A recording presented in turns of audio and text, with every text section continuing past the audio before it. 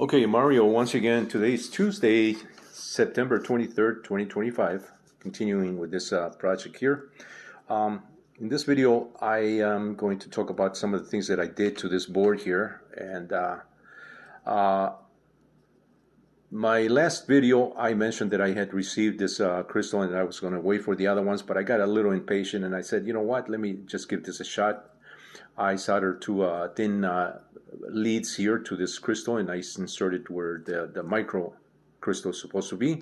However, I wasn't getting any connection, any handshake between this and the transmitter.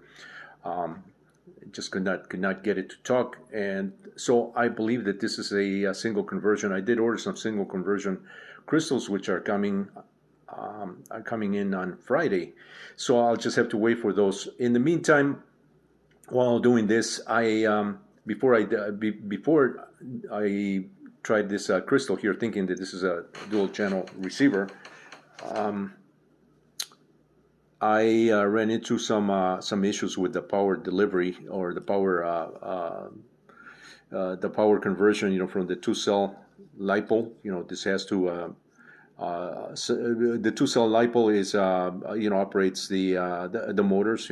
Because you do need the full voltage. On one side of these MOSFETs.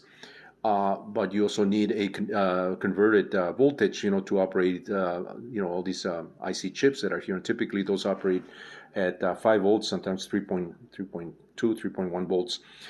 So you need that conversion there. You need to drop down that voltage. And this circuitry right here, this section right here is basically a buck converter, DC to DC converter, converts the two-cell 8.4 volt DC down to the lower voltages.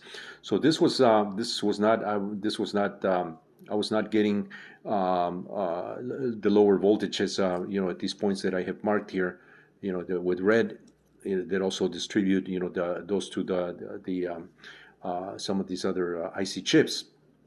So I started looking at this MOSFET. I said, it's got to be a MOSFET issue. And sure enough, that MOSFET right there, which happens to be a P-channel MOSFET, same as the ones on the bottom of this board right here that are part of the ESC control circuitry, that happened to be bad as well. That's a TX MOSFET.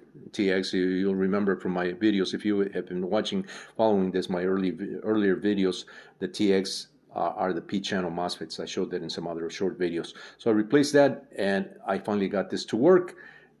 Was missing a diode that probably fell while I was handling this, so I replaced that.